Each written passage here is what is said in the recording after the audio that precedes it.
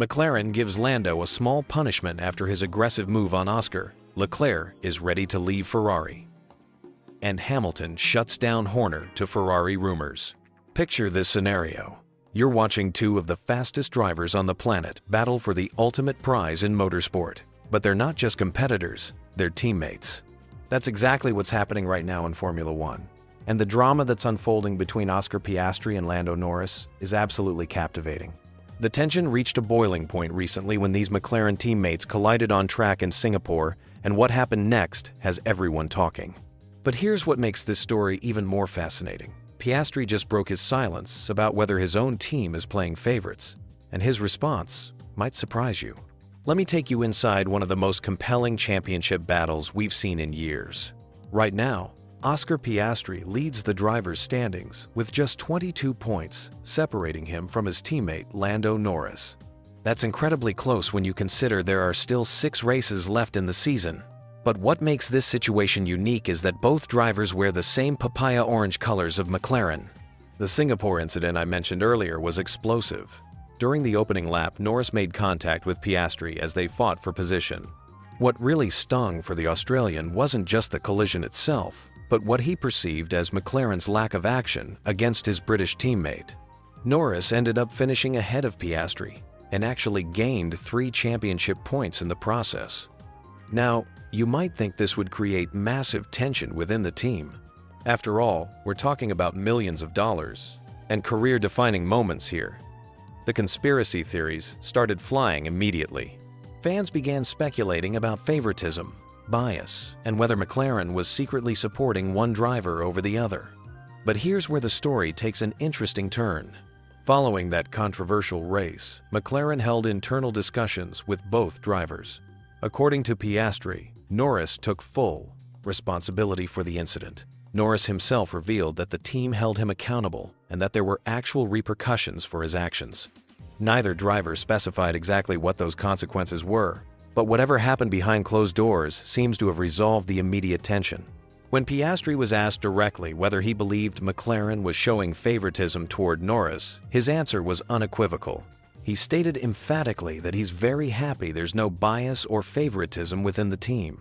He explained that they analyzed the incident thoroughly, responsibility was placed on Norris for the collision, and he feels completely confident that both drivers are being treated fairly. This level of maturity from Piastri is remarkable when you consider he's only 24 years old, and this is his biggest shot at a world championship. He could easily have played the victim card or stirred up more controversy to gain a psychological advantage. Instead, he's taking the high road and focusing on pure performance. What makes this rivalry even more intriguing is the national element. Piastri represents Australia, while Norris flies the flag for England. And as any sports fan knows, the rivalry between these two nations runs deep. From cricket's Ashes series to Rugby World Cups, Australia versus England has produced some of the most passionate sporting contests in history. But Piastri insists the nationality aspect doesn't influence his approach. He made it clear that regardless of where his competitors come from, his goal remains the same: beat everyone on track. He acknowledges that fans will inevitably buy into the Australia versus England narrative, and there's nothing wrong with that excitement, but for him personally, it's about pure competition. The championship mathematics are fascinating right now. Max Verstappen, the defending champion, is still in the hunt despite being 63 points behind Piastri and 41 behind Norris. With the 10-chip way Formula One points are distributed, that gap could close quickly if the McLaren drivers take points off each other while Verstappen consistently finishes on the podium. McLaren finds themselves in an unusual position. They've already secured the Constructors' Championship, which is worth millions in prize money and prestige. That takes some pressure off, but it also means they can afford to let their drivers race each other more freely in these final races. The question is whether they'll maintain their so-called Papaya Rules. These Papaya Rules are McLaren's internal guidelines for how their drivers should compete against each other. The primary rule is simple but crucial: don't crash into each other. It sounds basic, but when you're fighting for position at 200 miles per hour with championship points on the line, emotions can override logic very quickly. Both drivers have recommitted to racing cleanly against each other.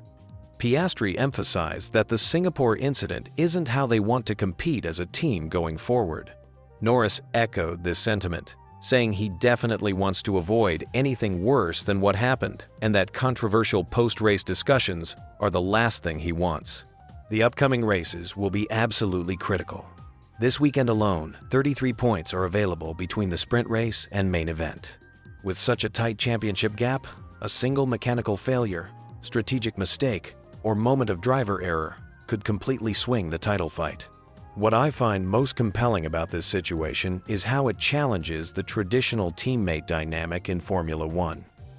Usually, teams have a clear number 1 and number 2 driver by this point in the season. But McLaren is genuinely allowing both drivers to fight for the championship on equal terms. Piastri confirmed this when asked whether McLaren should start favoring him as the current championship leader. He firmly believes every driver deserves a fair chance to win a championship. And he thinks it's more than fair to let both drivers continue fighting for the title. This approach is risky for McLaren, but admirable from a sporting perspective.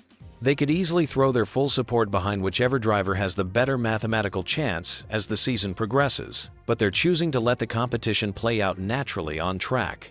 The final 6 races promise to deliver incredible drama, and this teammate battle adds layers of complexity that go far beyond simple speed and strategy.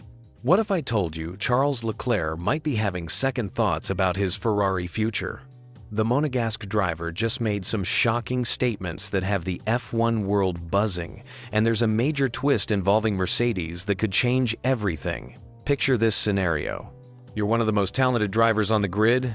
You've been with your dream team for 7 years, won 8 races, but the championship keeps slipping away. Sound familiar?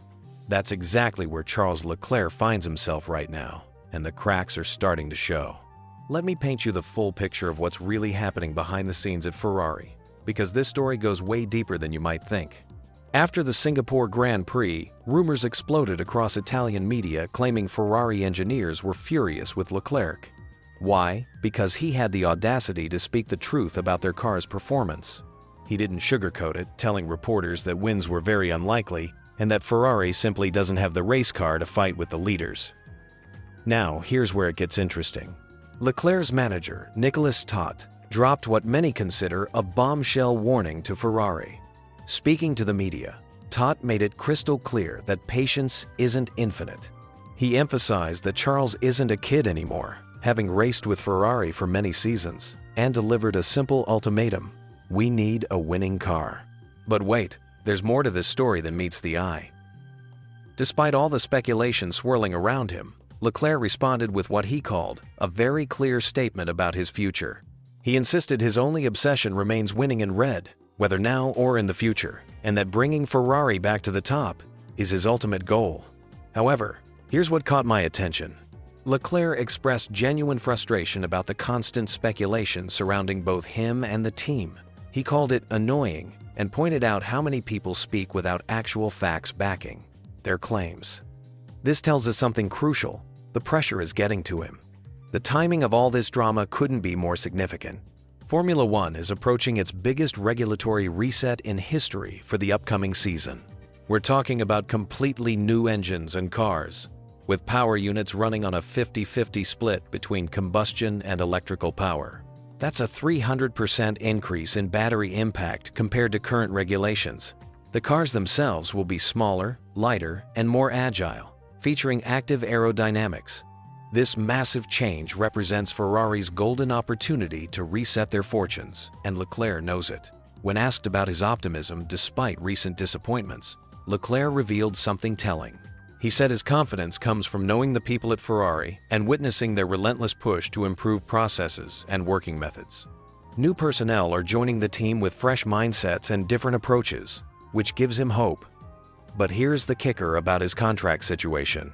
While Leclerc recently signed an extension reportedly running until 2029, all contracts contain exit clauses. If certain performance targets aren't met, he could potentially walk away. So, where could he go?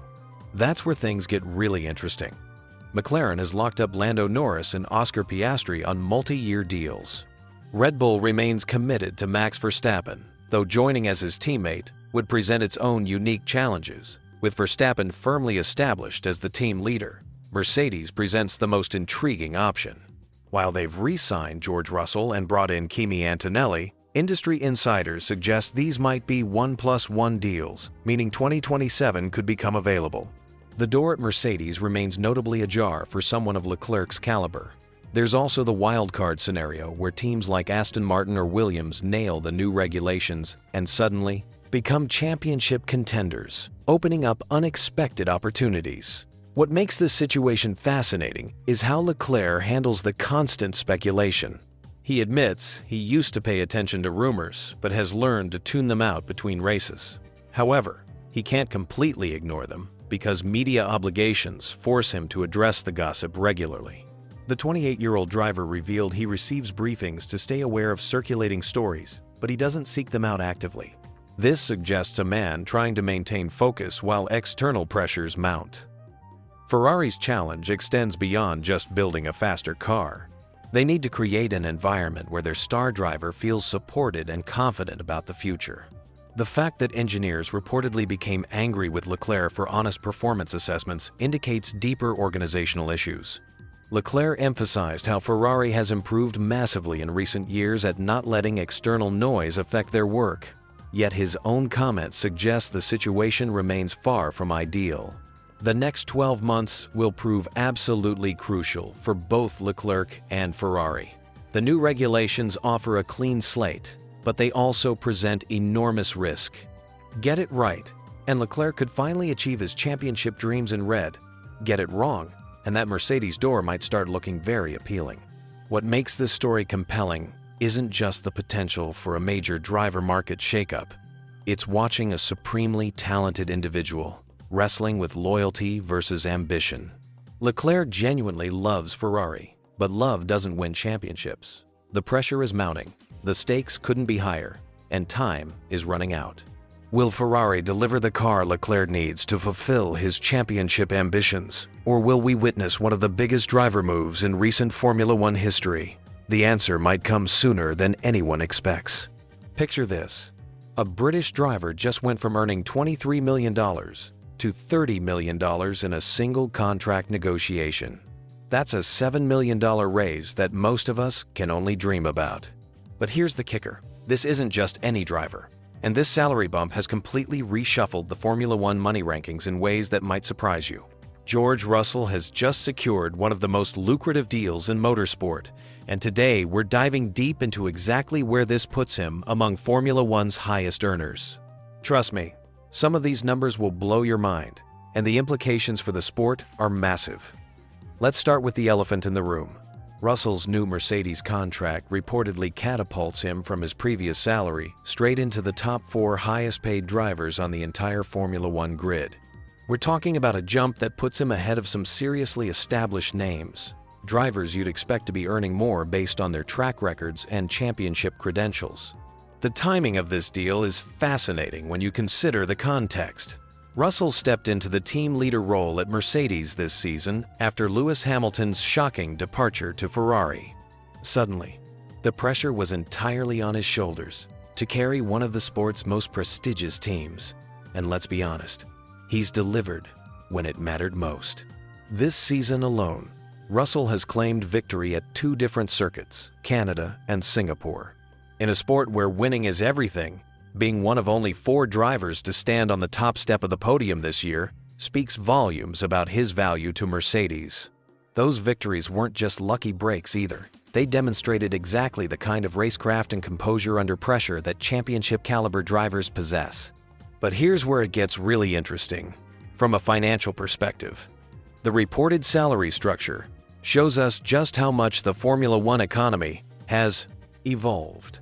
At the top of the pyramid, we have Max Verstappen commanding a staggering $75 million with Red Bull. That's championship winner money, and honestly, nobody questions whether he's worth every penny of that astronomical figure. Right below him sits Lewis Hamilton, now with Ferrari, earning $57 million. Hamilton brings decades of experience, 7 world championships, and a global brand that transcends motorsport. His salary reflects not just his driving ability, but his marketability and the attention he draws to whatever team he joins. Then we have Lando Norris at McLaren, pulling in $35 million. Norris has become one of the sport's most popular personalities, combining genuine speed with an engaging social media presence that resonates with younger fans. His earning power demonstrates how modern Formula One values drivers who can connect with audiences beyond traditional racing fans. And now Russell slots in at number 4 with his $30 million deal. This positioning is remarkable when you consider who he's leapfrogged in the rankings. Fernando Alonso, a two-time world champion with decades of experience, earns $27.5 million at Aston Martin. Charles Leclerc, Ferrari's supposed future star, makes $27 million. Even Oscar Piastri, the highly touted McLaren driver, sits at just under $26 million. Think about that for a moment. Russell has effectively outnegotiated drivers with more championship credentials, more years of experience, and in some cases arguably better recent performance records. This tells us something profound about how Mercedes values his contribution to their championship ambitions. The contract negotiations themselves were reportedly intense and drawn out. Speculations swirled around everything from basic salary to contract duration to promotional obligations. Some insiders suggested Mercedes was hesitant to commit long-term resources, while the team struggled to return to championship-winning form. Others whispered about Russell potentially exploring options with rival teams. But Russell's own words reveal his mindset throughout these negotiations. He explicitly stated that if every seat on the grid was available, Mercedes would still be his first choice for winning a championship. That's not just diplomatic speak. It shows a driver who prioritizes winning potential over pure financial gain, even while securing a massive payday. The multi-year nature of this contract also signals Mercedes' long-term confidence in Russell's abilities. While the exact duration remains somewhat unclear, sources suggest it could extend well beyond next season, potentially including option years that could keep Russell in silver arrows through the decade. What makes this deal even more intriguing is the broader context of Formula One's financial landscape. Driver salaries have exploded in recent years as team budgets have grown and the sport's global popularity has reached new heights. Netflix's Drive to Survive series, increased social media engagement, and expanded race calendars have all contributed to making Formula One drivers more valuable than ever before. Russell's salary jump also reflects Mercedes' acknowledgement that they need to retain top talent to return to championship contention. After years of dominating the sport, Mercedes has watched Red Bull and Max Verstappen run away with recent titles. Keeping Russell happy and motivated is crucial to their plans for fighting back. The psychological impact of this contract cannot be understated either. When a team pays a driver $30 million annually, it sends a clear message about their expectations and confidence levels. Russell now knows Mercedes views him as a cornerstone of their future success, which should translate into even more aggressive and confident driving. Looking ahead, this contract positions Russell perfectly for what many in festive Russell by a mound expect to be a highly competitive era in Formula One. New technical regulations, changing team dynamics, and evolving championship battles mean having a secure, well-compensated driver will be essential for Mercedes' championship hopes. Russell's journey, from Williams to Mercedes team leader, now backed by one of the sport's most lucrative contracts, represents the modern Formula One dream. His rise through the ranks shows that talent, persistence, and smart career moves can still lead to both sporting success and financial rewards that would make most professional athletes envious. This $30 million deal isn't just about money. It's about Mercedes betting big on their future, Russell securing his position among racing's elite, and Formula One continuing its evolution into a global entertainment phenomenon where the best drivers command truly extraordinary compensation packages. The Formula One world just got turned completely upside down. And if you're an American racing fan, this news is about to change everything you thought you knew about watching F1. Apple just dropped a massive bombshell that's sending shockwaves through the entire motorsport industry, and trust me, you need to hear this. Here's what just happened. Apple has officially secured the exclusive broadcast rights for Formula One in the United States, starting in 2026. And this isn't just any ordinary TV deal. We're talking about a 5-year agreement worth a staggering $140 million annually. That's more than a 50% increase from what ESPN was paying, which tells you exactly how valuable F1 has become in America. But here's where this story gets really interesting. This massive deal isn't happening in a vacuum. The entire landscape of American Formula One fandom has shifted dramatically over the past few years, and the numbers are absolutely mind-blowing. A recent survey revealed that almost half of all new F1 fans in America who started following the sport within the last 5 years are between 18 and 24 years old. Even more surprising, more than half of these new fans are female. Think about that for a second. Formula One, traditionally dominated by older male viewers, has completely flipped its demographic profile in the United States. This isn't just a small shift we're talking about here. This represents a fundamental transformation of who's watching Formula One, and Apple clearly recognized this goldmine of opportunity. Now, you might be wondering what this means for how you'll actually watch Formula One moving forward. Starting in 2026, Apple TV will become your new home for absolutely everything F1 related. We're talking about every single practice session, every qualifying round, every sprint race, and every Grand Prix. But here's the kicker that makes this deal even more attractive for casual fans. Apple is planning to make selected races and sessions completely free through the Apple TV app. This strategy is brilliant when you think about it. Apple understands that building a fan base requires accessibility, especially when you're dealing with a sport that's still growing its American audience. By offering some content for free, they're creating an entry point for curious viewers who might not be ready to commit to a full subscription yet. For existing hardcore fans who love the deep dive experience, F1 TV Premium will continue to exist, but there's a catch. It'll only be available through Apple TV subscriptions, and it comes free for Apple TV subscribers. This integration approach shows how Apple plans to weave Formula One into their entire ecosystem. Speaking of ecosystem integration, Apple isn't stopping at just broadcasting races. They're planning to amplify Formula One content across Apple News, Apple Maps, Apple Music, Apple Sports, and even Apple Fitness Plus. Imagine getting race highlights in your newsfeed, finding the best routes to racetracks through Apple Maps, or having F1-themed workout playlists on Apple Music. This level of integration is unprecedented in sports broadcasting. The timing of this announcement couldn't be more perfect. We're literally at the Circuit of the Americas right now for the United States Grand Prix, where American F1 fever is at an all-time high. The atmosphere here demonstrates exactly why Apple was willing to pay such a premium for these rights. Stefano Domenicali, the big boss at Formula One management, couldn't hide his excitement about this partnership. He specifically mentioned how this deal builds on the relationship Apple and F1 developed while creating the upcoming F1 movie, which has already generated massive global buzz. This existing collaboration gave both parties confidence that they could work together on something much bigger. But let's talk about what this really means for the business of Formula One. Broadcast agreements represent one of 3 major revenue streams for Formula One management, alongside race promoter fees and corporate partnerships. With the racing calendar essentially maxed out at 24 races, and limited opportunities to squeeze more money from trackside advertising and hospitality, broadcast deals have become the primary growth engine. The surge in American interest has created a perfect storm for driving up broadcast values. Formula One's commercial rights holders are essentially in a bidding war situation, where traditional broadcasters like ESPN are competing against tech giants like Apple, and the sport is winning big time. This shift also represents something much larger happening in sports media.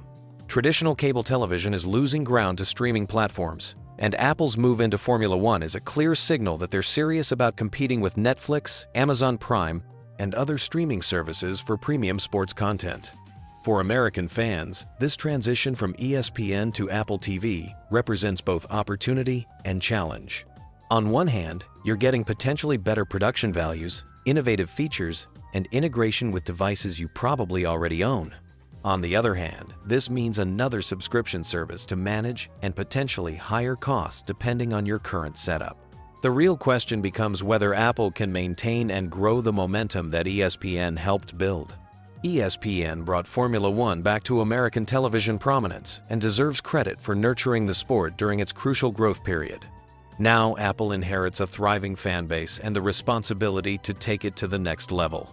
This deal officially kicks off in 2026, giving everyone plenty of time to prepare for the transition. But make no mistake, this announcement signals that Formula One in America has reached a tipping point where it's no longer just a niche sport for racing enthusiasts. Apple's massive investment proves that Formula One has become mainstream American entertainment, and this partnership is about to accelerate that trend in ways we can barely imagine. The Formula One paddock is buzzing with one of the most explosive rumors of the season, and Lewis Hamilton just dropped a bombshell response that nobody saw coming. Christian Horner to Ferrari? The seven-time world champion isn't holding back his thoughts, and what he revealed could change everything we know about Ferrari's future leadership. Picture this: you're Lewis Hamilton, preparing for what could be your championship-winning move to Ferrari. And suddenly the entire motorsport world is speculating about whether your future team boss might be replaced by the very man who orchestrated Red Bull's recent dominance. The tension is palpable, the stakes couldn't be higher, and Hamilton's reaction tells us everything we need to know about what's really happening behind the scenes. Let me take you inside the most controversial story rocking Formula One right now.